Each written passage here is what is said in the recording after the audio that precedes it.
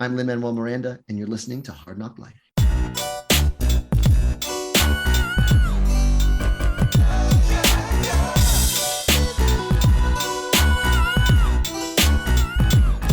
Well, it's the NOC in full color, you see me? The Hard Knock Life, comics, movies, and TV, yeah. Pop culture with a Welcome back different to perspective. Hard Knock Watch Life. it on your Today screen, it is hit me, play, Britney Monet, hosting. And of course, when it's just me, you know I gotta bring my brother Nate with me. So brother Nate is here. How's it going, Nate? Oh, I'm doing real good, Brittany Monet. I'm doing real good, everybody out there listening to Hard Knock. And you know why I'm doing real good, Brittany? Why? Because there's music in the air and lots of loving everywhere. So give me the night. Hit y'all with that George Benson. Here's the thing, Brittany, because you know I always like to throw a little razzle dazzle when I come on the show. Yes. I was gonna go, my original choice for a song, because it's a great song, was Into the Night by Benny Mardones. I don't know if you've ever heard that. Okay. So it's I think it was like late 80s, early 90s, maybe probably even earlier than that. But like it's a great song, and that's the first and last time I've ever heard of this Benny Mardones character. But it's got a problematic first line when he's talking about this girl that he's interested in, talking about like she's 16. And I was like, no, Benny, no. Like we not like Benny, like you could have made a 26 or 28. Like any number would have applied there, Benny, but 16 ain't the move, player. So yeah, if you do want to check out that song, because it is a great song, just like skip the first 30 seconds of it. But yeah, Benny Mardones. Well, I mean, I love your song choices, but I love your explanation for why you went with a different song this time. Oh, that's good stuff. Yeah, well, obviously we're going to be talking about the latest thing that is streaming on Disney Plus, like we kind of normally do, or any other geek stuff going on. And Moon Knight has been our current obsession. It's so funny because Keith has been so excited to talk about episode 4, and then this week he has stuff going on where he can't make it, and Dom is also busy, and so it's just going to be me and Nate discussing episode 4 of Moon Knight, which is directed by Aaron Moorhead and Justin Benson, which if you've been listening to me talk about their other work the only other work I've seen is just so good, The Endless. Yeah, like because the movie The Endless is very trippy and weird and crazy. And so I feel like the way we end on episode 4 of Moon Knight is very weird, trippy, and crazy. So, there's like a perfect match made in heaven. Yeah, I think this show, I'll kind of talk about like just the overall thoughts I've had about Moon Knight is like I've enjoyed it. I feel like, they've set up a lot, and we were talking before we hit record, Britt, with 2 episodes left. Like I feel like they've got a lot of explaining to do, and I hope they are able to get to it. And we can talk about that later. Like this is something like I feel like some of the other Disney Plus shows have dealt with to varying levels of success. Like how do we land the plane on these shows? But I feel like what I like best about Moon Knight is also what I like the least about Moon Knight, if that makes any sense. Okay. And that is that it is so insular when you're talking about the MCU. Like it's obviously a part of this world, but it's really kind of its own thing in a lot of ways too. And so I've enjoyed the journey with our boy Steven out here on these streets sounding like Dick Van Dyke and Mary Poppins. I've liked the reveal of what Mark's story is and the Khonshu involvement and Harrow. Yes, because at first, and I don't know why, this is just me, and this is no shade to the actor. When Harrow first showed up, I didn't like look at any of the casting news outside of Oscar Isaac. So I did not know that was our boy Ethan Hawke on these streets. So when I initially watched it, and in my defense, Brittany Monet, I watched it like when it first came out, so 3 a.m. Eastern time. So I wasn't in the best state of mind in terms of being fully aware. I was like, yo, did they bring my boy Mickey Rourke back up in here? Because Harrow's got a very Mickey Rourke, where's my bird kind of aesthetic. Yes, yeah, I can see that. So it took me about 2 episodes before I was like, no, that's Jake from Training Day. Yes, it's Jake from Training Day. Or if you've seen Sinister, that is the main guy in Sinister. Yeah.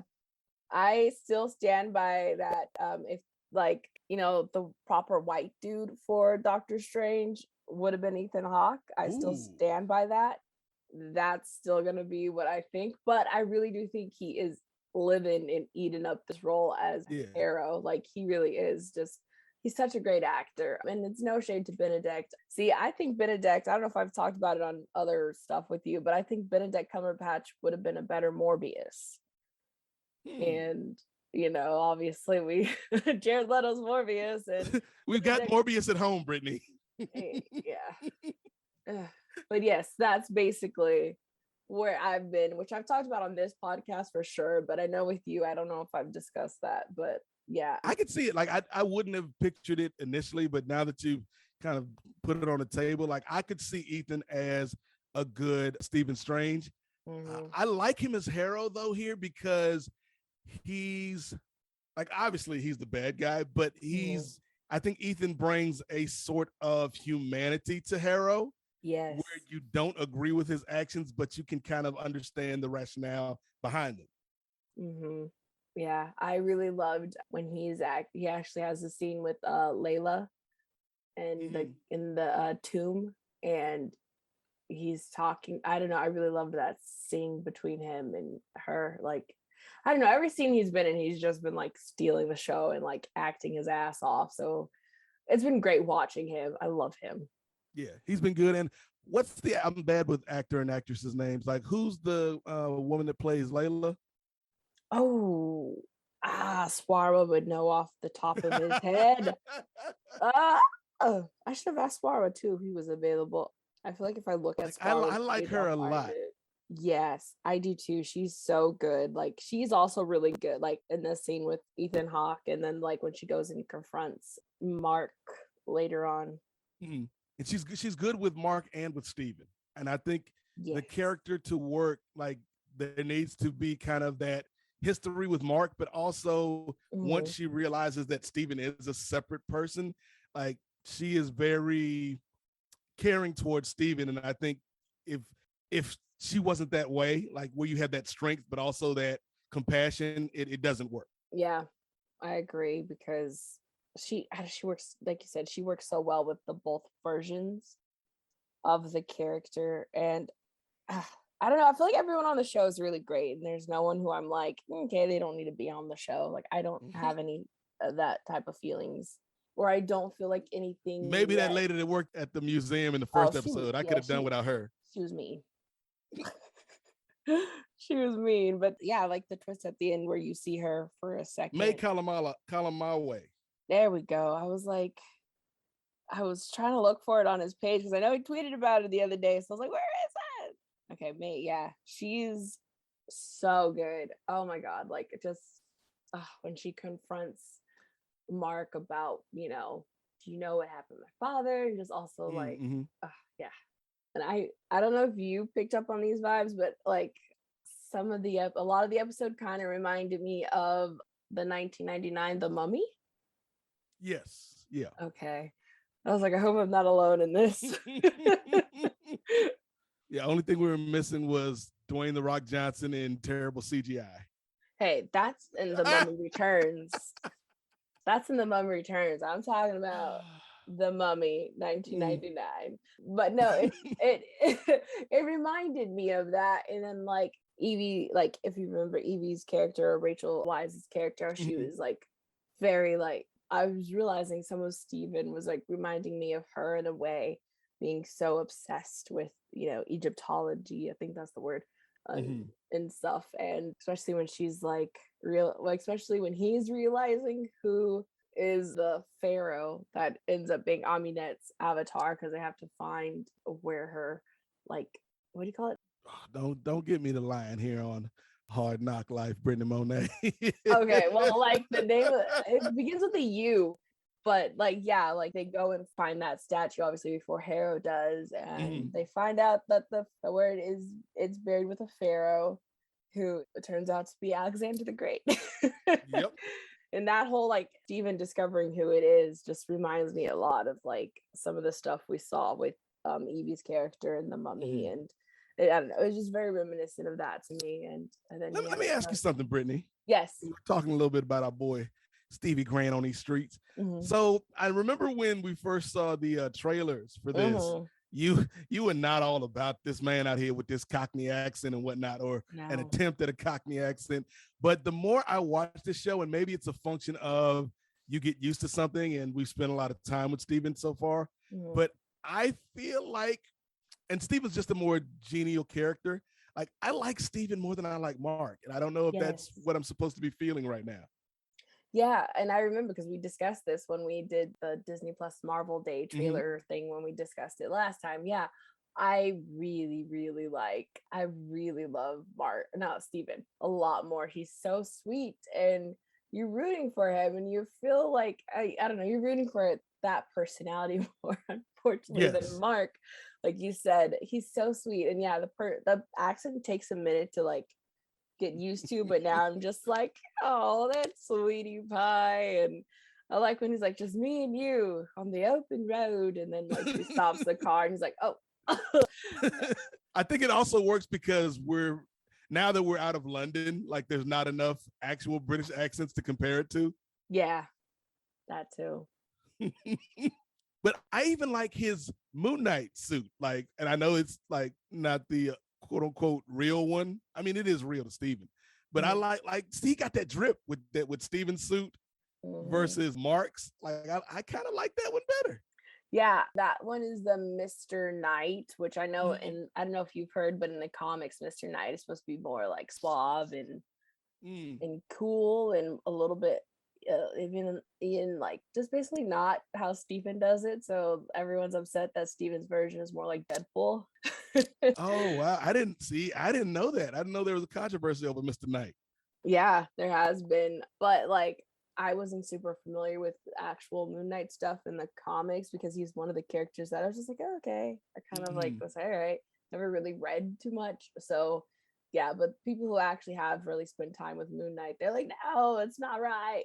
Right. And I understand, like, yeah, now that you've explained it, if you're somebody that was invested in the comic character, I can get it that you might be a little bit disappointed. But at the end of the day, this is a character that is not as ubiquitous as your Avengers characters, that is not as ubiquitous as, a Spider-Man. And so I think for the show, they decided we're going to distill the best parts of the comic into an easily digestible form for a lot of the uninitiated Moon Knight viewers. Yeah, that's usually kind of what the MCU does. I mean, there's been times where obviously there's been Marvel adaptations that were so terrible and honestly an insult. But I feel like, I don't know, Moon Knight is just very fun and I like it. I love that we've talked about, like, anytime other like TV shows or movies are in Egypt for whatever reason, they use that stupid horrible yellow tint. Like, that warm tint that's supposed to make you be like, oh yeah, they're in a warm place. Like, we already know because they're going to Egypt. Like, of course Egypt is warm. Did you know deserts are hot, Brittany? No, I didn't.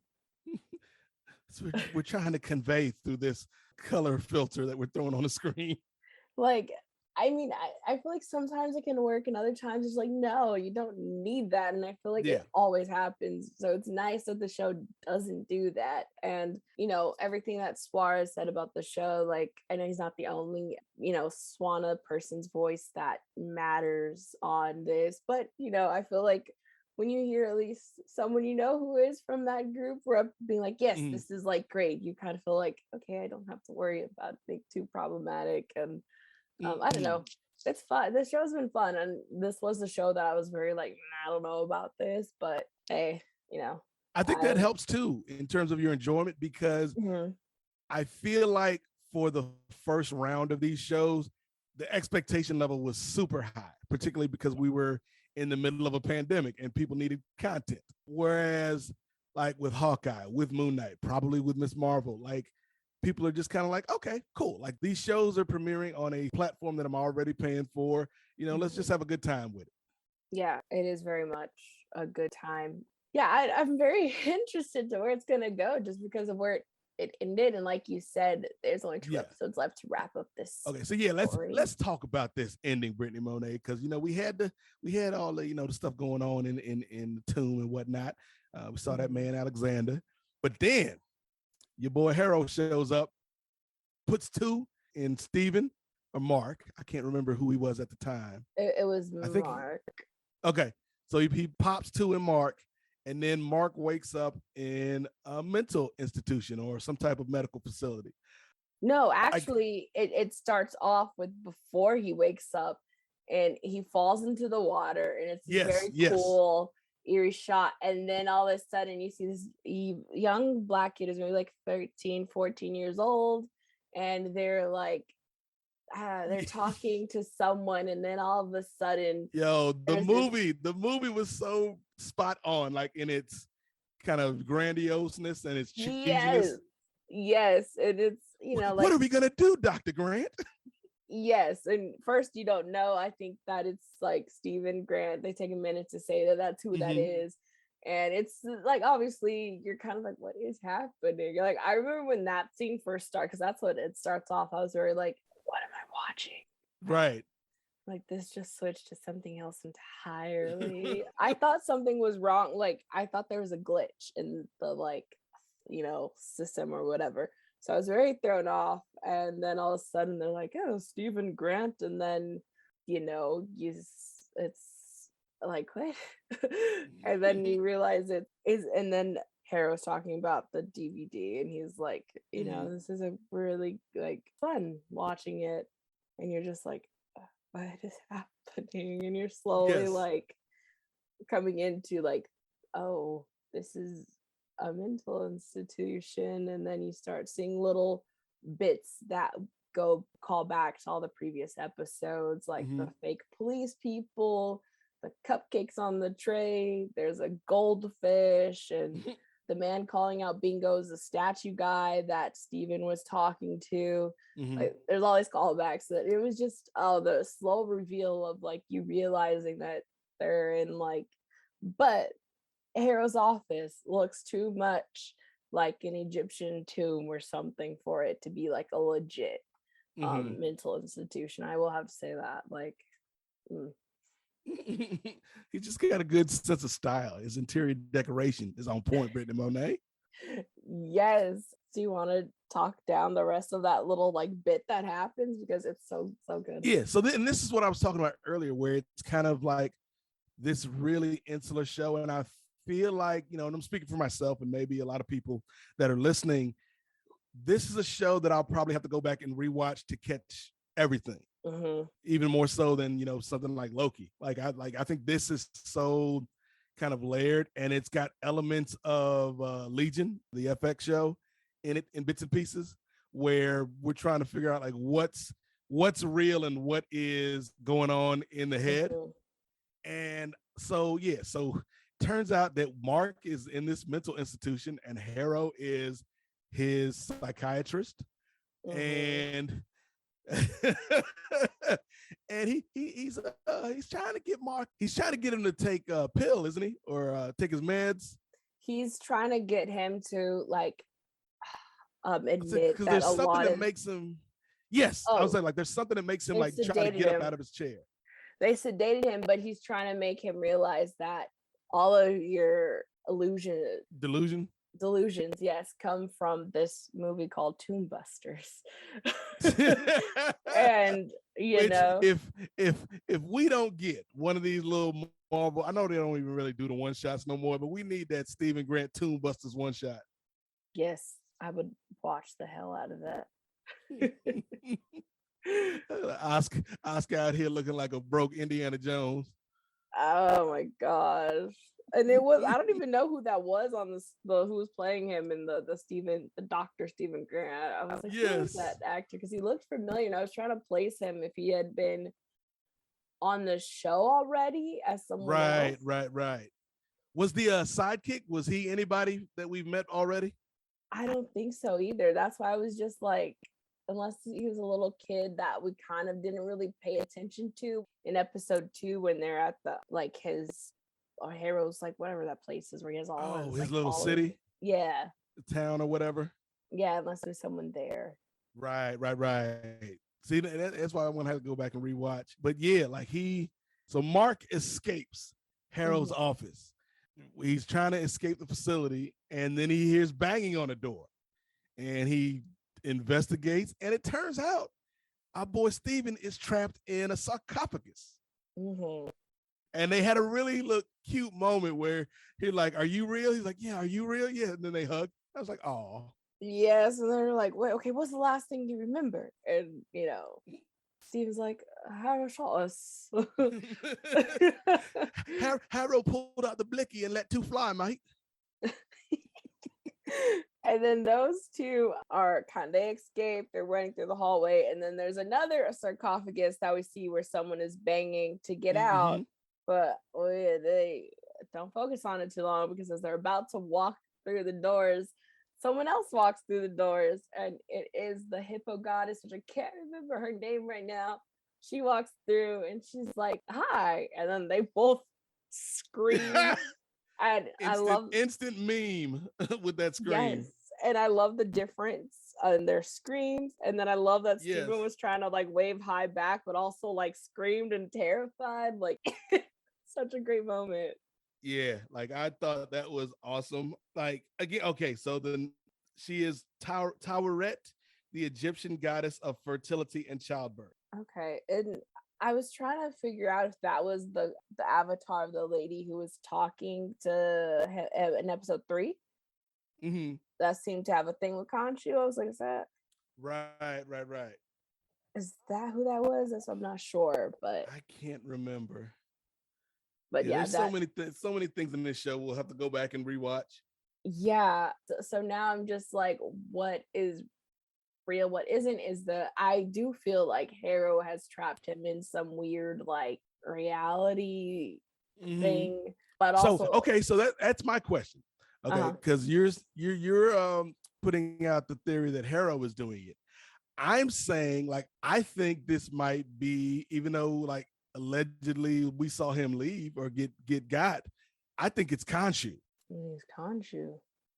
Yes. I think whatever remnants of Khonshu there are, when Mark got shot, Khonshu put him in this mind prison, for lack of a better term, so that he can get himself together while his body heals. That's my theory. It might be completely off base, Brittany. That's what I'm thinking. Because ain't no way we just killed Khonshu and Khonshu ain't coming back.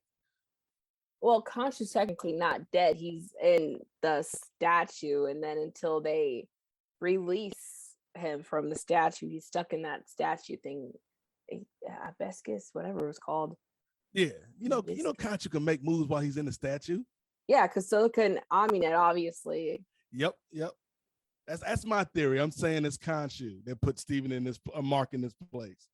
Okay, I feel like it's because we don't know the exact full, because I know it has to. It has to do with judging and weighing people's life if they deserve to go to the afterlife or whatever. But if she can do more than just that, because some of the Egyptian gods had multiple things they could do. So I don't know if she can also bend reality. That's a rough job. If you're an Egyptian god and you got to have 2 jobs, Taweret, I'm the goddess of childbirth and fertility. I got to take care of the kids being born and after they born. That's too much. It's too much. I don't know though. I don't know. And that's why, again, my only maybe criticism or critique, Brittany, would be, I don't know if they'll be able to land this plane, because they set up a lot of interesting things here, but we only got 2 episodes. Yeah, I'm very curious how it will end. But first 4 episodes have been very good, especially episode 4. Just it really hit for me. And I hope that Justin and Aaron, who directed this episode, that they get to do a mummy type of movie, because that was really cool. The stuff they really did really cool stuff, because they also did episode 2, I believe, and episode 2 is also pretty good. Yeah, I'd say 2 and 4 were probably my favorites. Yeah, and they directed those 2, and I would check out their movie The Endless. I don't know if I told you about it, but it's basically about these 2 brothers who grew up in a cult, and they escape, and then they end up going back to like the cult, and kind of when they go back, everyone is the same age as they left who are still in the cult, and just very weird stuff with time loops and stuff happen in it. And it's a very, very interesting movie. So I need to watch some of their other work because they've done a few other things, but yeah, I would love to see them like do a mummy-esque type of movie. Yeah, I think that'd be cool. Guess what? Goalie Nutrition is sponsoring Hard Knock Life, and you can go to goalie.com to buy apple cider vinegar gummies, they're ashwagandha gummies, superfruit gummies, and super greens gummies, and you get 10% off plus free shipping if you use the code HARDKNOCK at goalie.com. This is honestly, I've been taking the goalie gummies now for a couple weeks, and I have to say, they're tasty and they're good for you. Have you guys been enjoying the goalie gummies? I really like them. They're yummy, but it's a nice to add to my like routine of already like I normally take just straight vitamin C, so it's nice to have like extra supplements. For a long time, people have praised the benefits of apple cider vinegar, and you know, as someone who's had to like drink straight apple cider vinegar sometimes when I'm not feeling well, or you know, I have some joint pain, and your mom is like, drink some apple cider vinegar. It's not the most appetizing home remedy, let's just say. Right. It tastes horrible. So, like the apple cider part is like, ooh, does it taste like apple cider? And it's like, no, it tastes like vinegar. But ACV is very good for you. And the fact that Goalie has been able to put the ACV into these tasty little gummies made with pectin and fruit peels, which make them vegan, which is cool. So if you're vegan, you can still rock these gummies, because everyone knows gummies are usually made out of like gelatin and nasty shit. These are made out of complete non-GMO, gelatin-free, gluten-free, vegan ingredients, and you can get the benefits, all of the benefits of apple cider vinegar, taking these tasty, delicious, convenient gummies.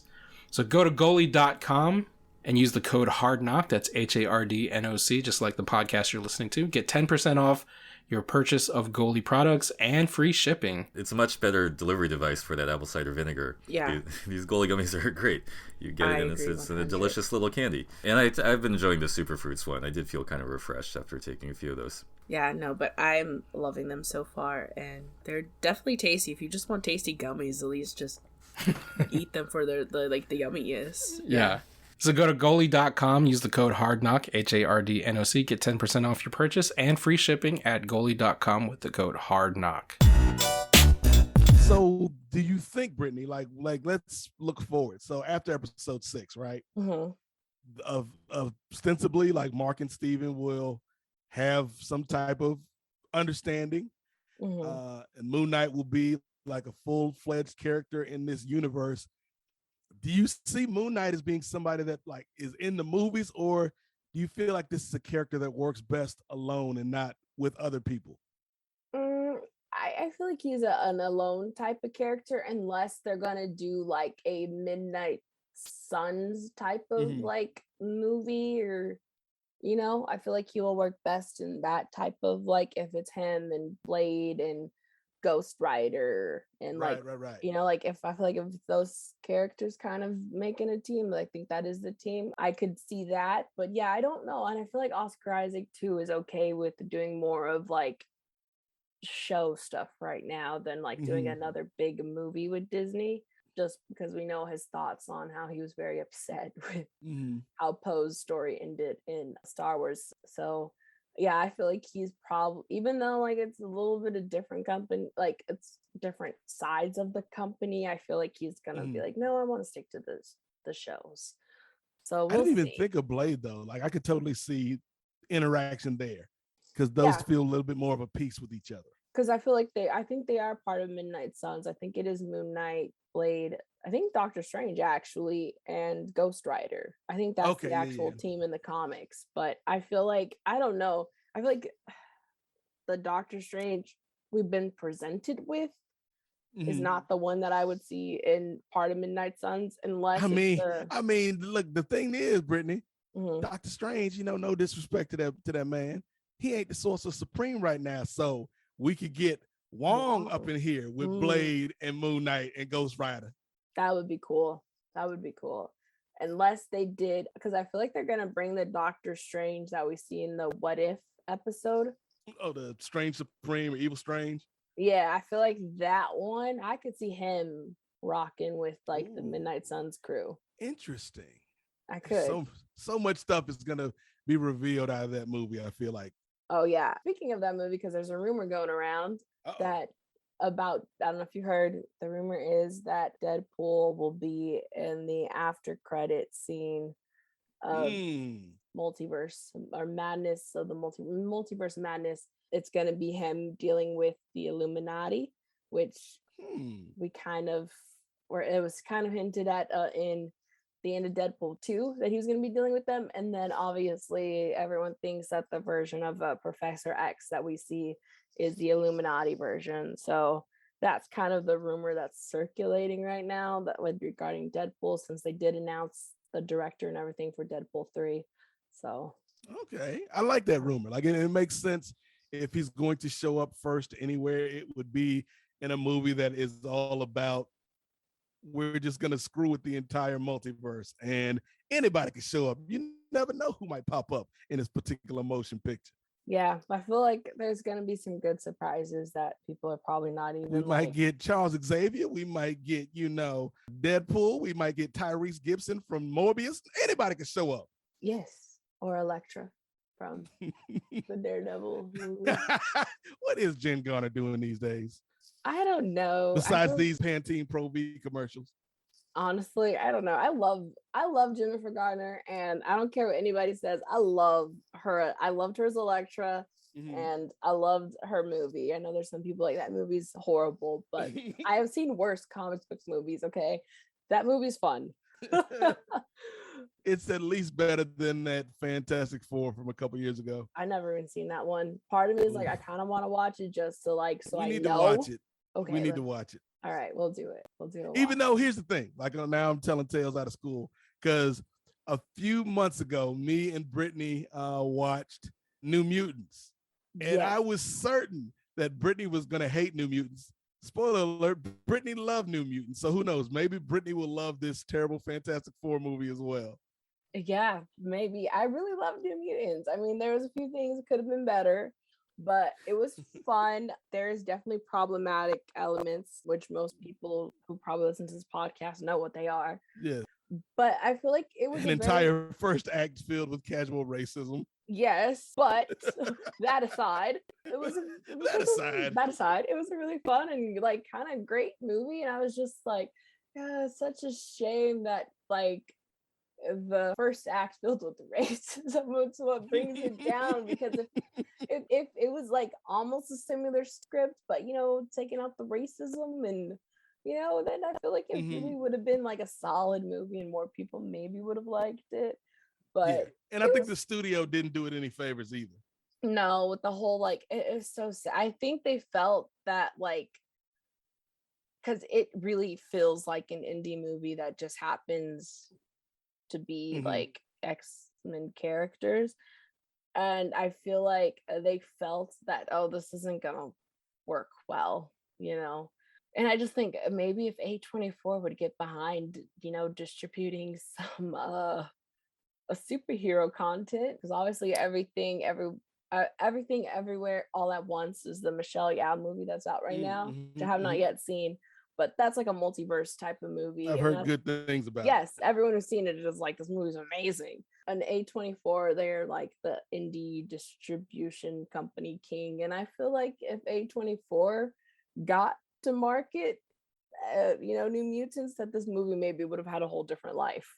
That's my thought process, because it fits in almost with A24 weirdness. Because A24 did Zola, and they also did The Green Knight, and they did Hereditary and Midsommar, and so like I feel like they have a very weird, different.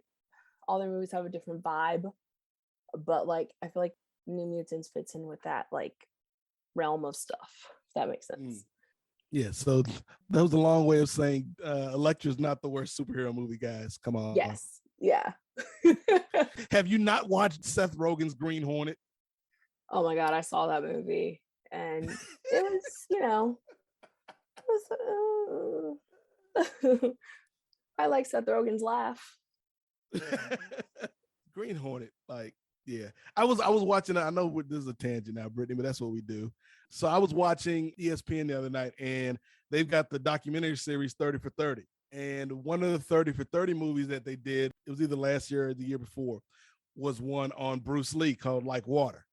And it was like a really good look into Bruce Lee and how he came to America and became like the biggest movie star for a while before his untimely death. But there was a segment of the show talking about when Bruce Lee was playing Kato on the old Green Hornet show. Mm-hmm. And it was like he had to slow down his moves so that his co-star wouldn't be upstaged. Like the dude playing Green Hornet wouldn't be upstaged because Bruce Lee was just such a better fighter. And I think that show only lasted like 1 or 2 seasons because they thought they had another Batman 66 on their hands, but nobody was here for Green Hornet. Tragedy. Yeah. I think the show that he also wanted to do is kind of the show that's, I don't remember what it's called, but it's on Showtime. Mm-hmm. Is it Banshee? Or no, it's not Banshee. Maybe something else. It's with Andrew Koji is in it. I think that's his name. Listeners will probably know what I'm talking about. But yeah, that was, I think, kind of like an idea sort of that Bruce Lee had pitched, and it was like turned down. Oh, you know what else? Like Hollywood did Bruce dirty, because you remember that old show Kung Fu? Yes. With like the white guy playing the dude that knows all the Kung Fu and he just travels around the land helping people. Bruce was originally in the running for that, but then they was like, no, American audiences won't relate to Bruce Lee, so let's bring in David Carradine. It's like, they just kept doing Bruce dirty. It's sad. So many people, especially Asian Americans, are done very can also kind of unfortunately still continue to be done dirty by Hollywood. Yeah. So shout out to Bruce Lee. Go. What's your favorite Bruce Lee movie, Brittany Monet? Gosh, I feel like it's been so long since I've seen all of them where I can remember them well. But I feel like Enter the Dragon is the one that I've seen more recently. So I'm just going to say Enter the Dragon. But I feel like there's probably another one that I just like, that I loved when I was younger, and it's not like coming into my mind right now, because we used to rent them like when Hollywood Video was a thing. Because there was one, so it used to be a Blockbuster, then it got turned into Hollywood Video, actually. The one in my old town where I used to live, and we would go there like on Friday nights if my parents were off, both of them. We'd go and pick up a movie from there and then get food from wherever. Sometimes it was Thai food or pizza, whatever. And we would usually get like a Bruce Lee movie and something else. And I remember one time we got a Bruce Lee movie. And if you remember Scooby-Doo on Zombie Island, remember that movie? We rented a Bruce Lee movie and that movie in the same time. And so, yeah, and I can't remember which one it was now, what Bruce Lee movie it was. But yeah. I think my favorite scene from any Bruce Lee movie is probably Bruce Lee versus Kareem Abdul-Jabbar in Game of Death, which is not a good movie, but like the fact that we've got this 7-foot dude fighting Bruce Lee, like I thought that was a cool scene. But yeah, I think it's Enter the Dragon. I think that's his most complete film. And then also like Jim Kelly. Like I think a lot of people forget Jim Kelly, but he was like the black karate guy for like our parents and grandparents. And so Jim Kelly was really good in that movie. Like, man, you come straight out of the comic book. Oh, yeah. Now I will proceed to doing martial arts on you while my afro sways in the wind, brother. Like, shout out. I think Jim Kelly's still with us. Shout out to Jim Kelly. Yeah. We took a long journey from Electra, Brittany. I know, and we started off with us talking about Moon Knight. This is what happens when me and Nate get together and podcast. So you can only imagine what our other podcasts are like. Yes. Especially real quick. Let's go back to Moon Knight for one second to put a kind of bow on Moon Knight. Because I have really enjoyed it. In terms of like where it sits for you in terms of the Marvel series, like like overall, like how have you been enjoying it compared to like WandaVision or Falcon, Winter Soldier, Loki, Hawkeye, What If? What's been your thoughts on Moon Knight in terms of fitting into the rest of the offerings from the Marvel Disney Plus shows? So I don't know where I would. I think right now it has to be in the top like 3 because What If only had like a couple of episodes where I was like, yes, this is great. Right. And the other episodes I was like, I'm not feeling this. And then I really feel so bad putting Falcon the Winter Soldier like pretty much at the Britney's like bottom. #not my Captain America. No, that's not why. It was like I feel like it was like so close to being like pretty decent, and then it just was lacking something. And I feel like it's because they had to remove a whole entire like past They dealt with a lot during that production. Yeah. So I feel like it's more of because they had to take out certain storylines that hindered that show like more than like I feel like it probably would have been a much better show if they didn't have to take out certain things and rework the show in the way they did. Yeah, so it's Moon Knight is definitely above for me, WandaVision and Falcon and the Winter Soldier and What If. Just so those are like my bottom 3. So Moon Knight is definitely right now on the top because Loki's number 1 right now. Still, even though Hawkeye was almost close to like which I was surprised because Hawkeye was like I was just not looking forward to that. Your disrespect to that man Jeremy Renner is well documented. Yes, because of Jeremy Renner is why I was not looking forward to that show. And even I was like I was like very like I feel so bad because Moon Knight kind of looks like before I saw the show. I was like looks like and I really love Oscar Isaac, but I don't really like Jeremy Renner, but Hawkeye looks really great. But so far, yeah. So I would say it's in my top 3 for now. We'll see how it plays when it finishes. And then also, who knows, Miss Marvel. Very looking forward to that. So we'll see. Yes. How about you? Where is it in your list so far? It's kind of hard to say because I feel like a lot is going to hinge on these last 2 episodes, Britney. Yeah, that's how I feel like too. They've set up a lot, and if they don't quite stick the landing, I think it could drop down a few notches. It's interesting because I feel like, particularly when you talk about WandaVision and Falcon and the Winter Soldier, there was so much kind of hype and interest around them, in part, again, due to the fact that they were the first, but also because of the pandemic, that I don't think the later shows have had to kind of deal with those expectations. And maybe, particularly Hawkeye and Moon Knight. Like, I think having lowered expectations, like just in life in general, not even talking about these shows, lowered expectations can sometimes be a good thing. But I think, like, I don't think there's a bad show in the bunch. Like, What If isn't great. I think What If is easily the worst of the bunch. Like, I'd give What If like a C minus. Everything else, like, I would say is at least a B minus to an A in terms of the shows they've given us. Granted, I'm a Marvel stan and I'm in the tank. Kevin Feige got me on that payroll. Appreciate it, Unc. I think there's bits and pieces of all of those early shows that I really like WandaVision, like the stuff on grief and the stuff involving Monica and Jimmy and Darcy. Like, I really love.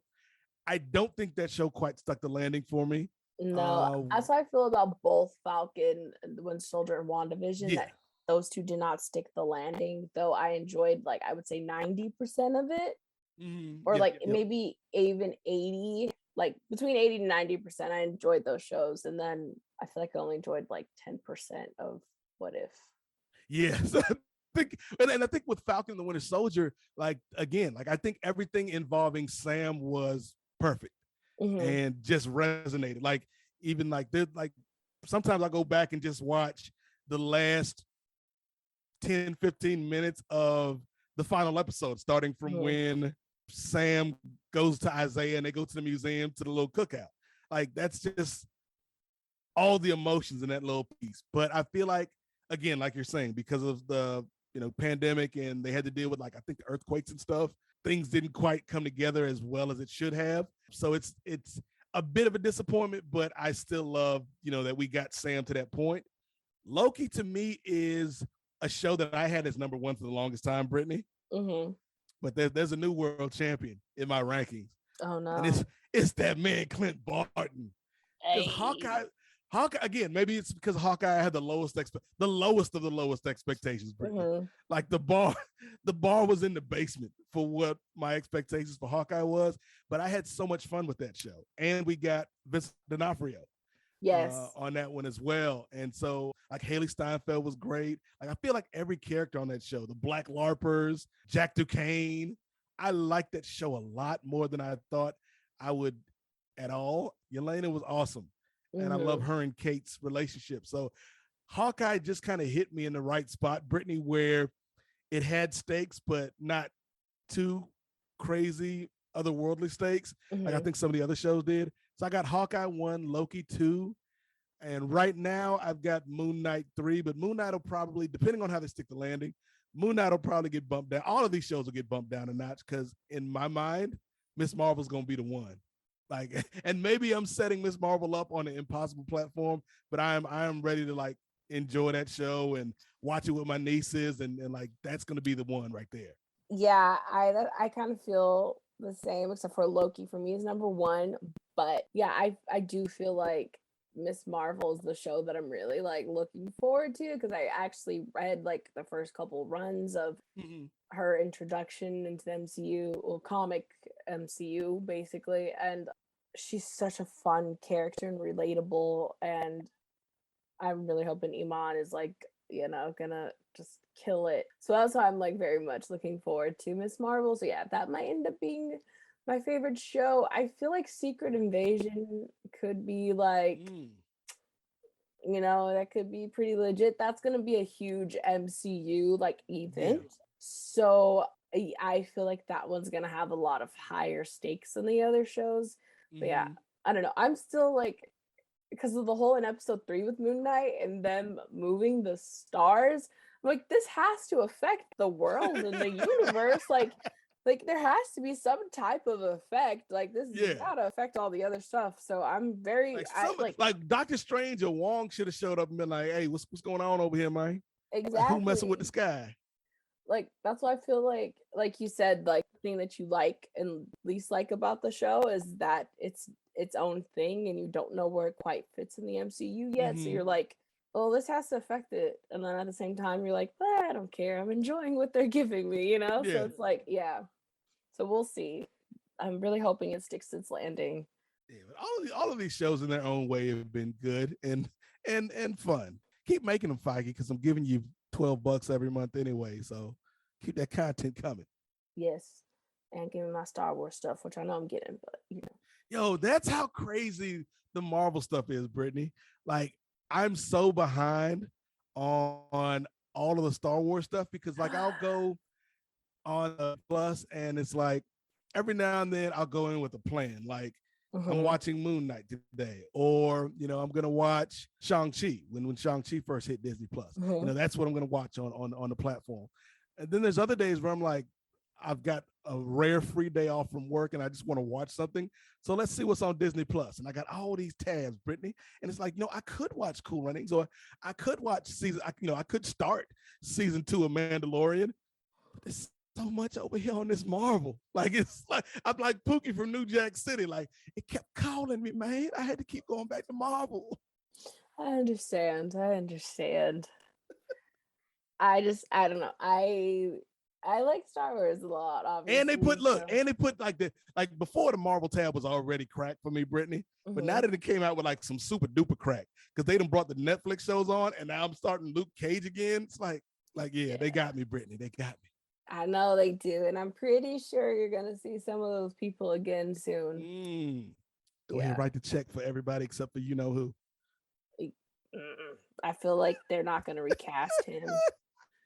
The only reason why I feel like he's not being recasted, because when they did the whole like promo video of everyone from the shows that are on there, like being like, hey, watch us now on Disney Plus. He was in it, but Mike Colter was not. I don't know if you noticed that. Mike Colter wasn't, but Simone Missick was from yes played Misty Knight. So but I've heard, because he doesn't want to come back to Luke Cage. That's what I've heard, but I don't know how true that is. I don't know how true that is, but I noticed that he was the only actor, because everyone else pretty much was a part of it, who was on like the show, like the main. I don't know if it's people because shows. he had a bad experience with how the show ended at Netflix, or if he's just like making that bank at CBS now. Like that's where it shows at, right? CBS. Yeah, Evil. Yeah. Which I've seen season 1. I haven't seen season 2 because it's another show that I watched with my parents, and our schedules are always all over the place, so we haven't started season 2 yet. But apparently, there's already going to be season 3.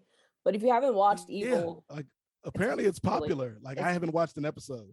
It's very good. Like it's a very cool. Like it's kind of like the first season of the first couple of seasons of Smallville, how it's like Meteor Freak of the Week type of thing. Mm-hmm. So what is Mike Colter doing on the show? So he is a priest who actually, or training to be a priest, who forms a team with a lady who's like a psychiatrist, and then this guy who's really good at like hacking stuff and like, and they are this team that they're trying to check if like this thing is going on. Is it demons and supernatural and biblical stuff? Is it psychological stuff, or is someone just using technology to do deep fake stuff and make stuff look like certain things? So all of them together are this team. So it's like CSI mixed with supernatural with black folks. Yes. Well, the so Mike Colter, and then it's the tech guy is. Did you ever see the movie The Internship? It's the Indian guy from The Internship. I can't remember his name. What was that? Who was the old guy? That was that Robert? It wasn't Robert De Niro, was it? No, it was Vince Vaughn, right? Yeah, Vince Vaughn. I was like, I knew it was somebody that was like an older actor. Yeah, I remember that movie. So the Indian guy who like basically was running the internship summer program. He's like the tech guy. And then I don't know what the lady is from. She's a white lady. So it's the three of them are like the team. At least in season 1. I don't know if it's changed in season 2. But yeah, in season 1, they're like the team, and they go and investigate different like things. That is this a possession? Is this, someone using a deep fake on something? Or like, so each episode is like different. Oh, snap. Asif Manvi. Yeah, because he was on The Daily Show. Used to be on The Daily Show. Yes. And he's also the guy who owns Joe's Pizza in Spider-Man 2. Yes. Oh, wow. I might have to check this out. Like, I never, like, it didn't hit me because, Brittany, we've had this conversation off mic plenty of times. Like, anything dealing with, like supernatural, not supernatural really, but, like, has a horror tinge to it, I usually don't vibe with. But that actually sounds like a really interesting premise for a show. It does kind of get a little bit creepy as it goes on, though. I will warn you. And then if you were a huge Lost fan, the guy who plays Benjamin Linus, who's my favorite character from Lost, I can't remember his real name off the top of my head, but he is like the antagonist of the show, basically. And he's really great. So Michael Emerson. Yes, Michael Emerson, and he was also on Arrow. He always looks like a bad guy. Yes, he was also a bad guy on Arrow, if you remember. he gets typecast. Like, yeah, you're gonna be the creepy bad guy. And he is pretty much the creepy bad guy on Evil. So yeah, it's very fun. Yeah, like a lot of people I know really like that show. So yeah, maybe he's just like, yeah, why mess up this evil money when there ain't no guarantee that this superhero thing's gonna work out, because it didn't work out the first time. Yeah. He was really good as Luke Cage, though. He was, yes. Yeah. Everyone who was casted in the Defenders was perfect except for one, and we all know who. Hey, we not gonna slander Sigourney Weaver. She is a national treasure. Yes, she is. I think that's it for this week's discussion. But is there anything nerd popping for you this week, Nate? Okay. There's always stuff nerd popping, like TV stuff and movie stuff and wrestling stuff. But I feel like wrestling is like even a different level of nerdiness and geekdom, even within a geek space. So I'm going to save my wrestling news and notes here. But I will shout out a show that is returning, a show that you and I both cover, and that is Naomi on the CW, which is returning this week after a much, much, much extended hiatus.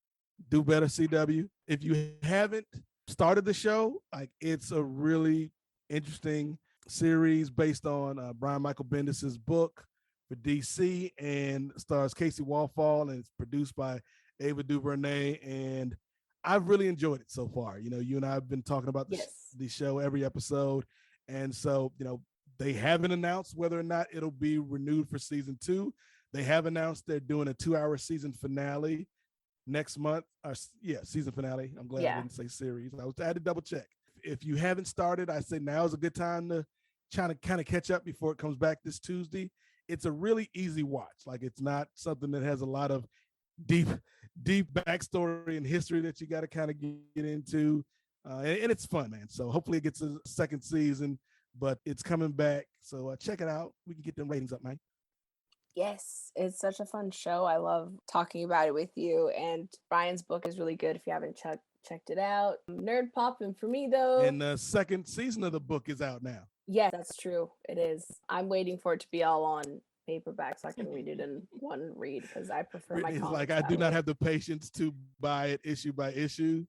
That, and then also, like, I'm so bad at like going to the comic book store on a weekly basis that for me it's better to get paperbacks of stuff. Right. Yeah, but nerd popping for me this week is actually I finally, after a very long time, saw The Green Knight, which stars Dev Patel and like Alicia Vikander's in it as well. Joel Edgerton, or however you say his name, he's in it for a little bit. Barry Keoghan, who played Druig in Eternals and is the Joker in the Batman. He's just, the whole movie is really good. Dev Patel is fantastic. I don't know why I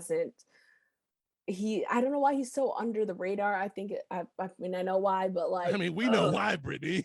But he's so good. He's like, so why are you asking questions you already know the answer to, Brittany? I don't know. Like, why would this talented brown man not get numerous opportunities in Hollywood? I wonder.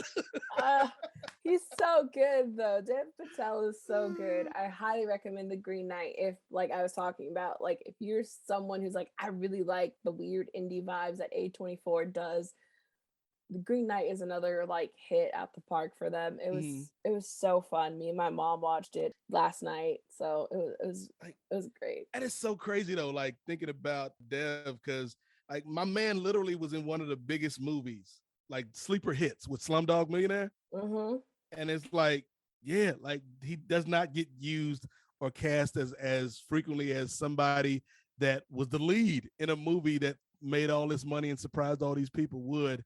And you know, it's because of Hollywood and institutional racism. I feel like if I sing institutional racism, it makes it more palatable to the audience. Maybe. Than if I just say it. But I mean, this audience is like the audience, you know, that where we talk about this. But yeah, like, no, he's done other movies. Like Lion is really good if you haven't seen that, where it's him and Nicole Kidman plays his adopted mom. And it's about him and it's based on a true story about him trying to find his like biological family. And you know, it's such a good movie. He's so good. He was nominated actually for an Oscar for it a couple years back too. I think it was around the same time Moonlight was nominated. It was around that same like era. So yeah, like again, Dev Patel's really great. If you like really weird, trippy fantasy movies, like The Green Knight is definitely going to be your cup of tea, because it's very good, very trippy. I want to watch it again to see if like I'm like, okay, that's what's, you know. So yeah, it was very fun. Highly recommend The Green Knight. Check that out, because I haven't heard a lot about the film, so I'll definitely check it out.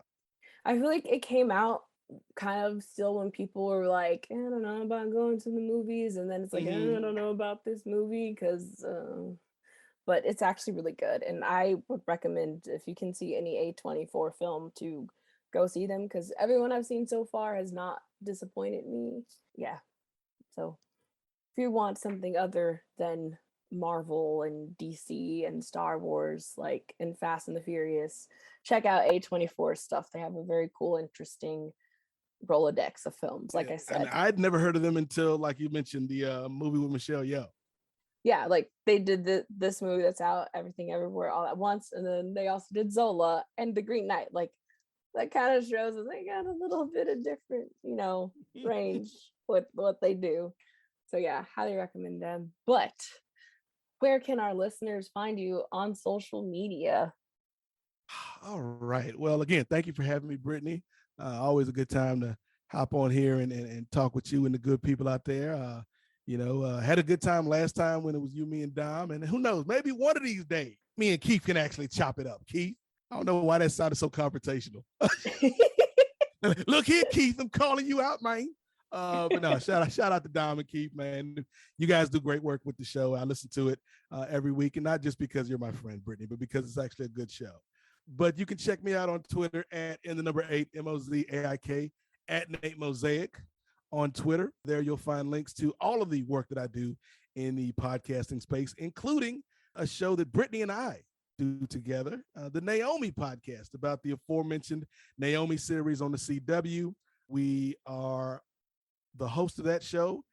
We also host the Lituation Room, which is a continuation of the Black Lightning Podcast with me, Brittany, Vanessa Shark, and Clement Bryant, where we kind of talk about all things nerdy and geeky and sometimes political from the perspective of, Black folks, man. All of that can be found over at the DCTV Podcast Network.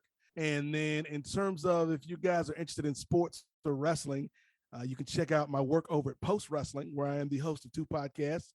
The NWA Podcast, which is the Nubian Wrestling Advocates. It's a show about pro wrestling from the perspective of Black media members, journalists, and fans. I also host the Rocky Maivia Picture Show, which Brittany has been on before, talking about the film career of Dwayne "The Rock" Johnson. So in addition to that, you can check out the Kings of Sport, which is kind of like my home base. We just hit episode 300 this past week. So we didn't hit that milestone. We've been doing the show since 2013. So we appreciate everybody checking that out. And if you want to support the show or support me, check out our Patreon, patreon.com/the Kings of Sport. $5 gets you in the door for over 200 hours of content, audio and video. There's sports shows, political shows, TV shows. We do some MCU reviews. There's a live watch of Hamilton that me, Brittany, and Vanessa did that is up there. That is ridiculous. Yes. There's a lot of content up there. So for $5, if you want to support the podcast and support me and allow us the funds to do more stuff and do more shows with more people, check that out over at Patreon. But for everything, just follow me on Twitter, man, at @8 MOZAIK, at Nate Mosaic on Twitter. Brittany Monet, what about you, love? You got a Twitter, don't you? Yes, I do. You can follow me on Twitter at Hi Brittany Monet. Hello, Brittany Monet. Hey. And then I'm also on Instagram as Hi Brittany Monet. And obviously, like Nate said, I do the Naomi Podcast with him, which you can follow at Naomi Podcast on Twitter. Also the Lituation Room. And obviously I do this podcast. And that's kind of it for right now. I know the Luminaris Brimstone Witch Investigator is still kind of being edited and trying to see if certain people who were in the cast want to be a part of it. Oh, snap. Hopefully that will eventually finally come out, because I actually did talk to Eli, who is one of the writers. This is breaking news. I remember you talking about that like when I first joined the Black Lightning Podcast like 4 years ago. Yeah. Oh, wow. So yeah, and he reached out to me about maybe doing another one, which I need to send him. Okay, you guys signed on for the sequel. So, it's a different show, but we'll see. Okay.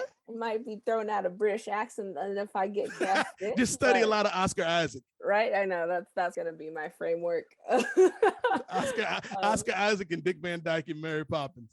But yeah, nothing is super official with doing another audio drama, but at least Illuminaris, where I play a very fun Creole witch that will be eventually out. I know there's like a little prequel episode out that you can all hear that came out like 2-3 years ago, but there might be more, hopefully, because it was a really fun project to do, and that's kind of all I might have going on. I just wanted to kind of say something, so hopefully that manifested to happening.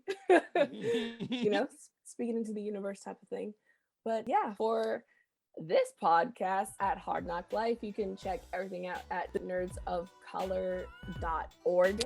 I believe we are on Stitcher Radio and everywhere where you can listen to podcasts. You can also check out The Middle Geeks, Southern Fried Asian. I'm so sorry, Keith. You're so much better at ending this podcast than I am, but all of the great stuff that That's Keith a great title, though. always says. Yes, there's so many great titles within. Yeah, and I think The Middle Geeks is the one that Squire is on, and they just That's also put Swara out. and May. Isn't it? Don't let me get you into trouble with the rest of the team. I know.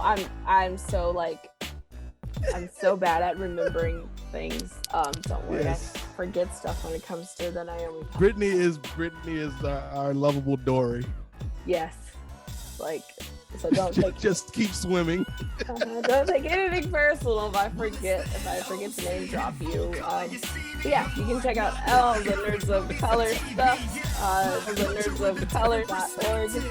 And it's been fun. Until next time. Cheerio. Cheerio.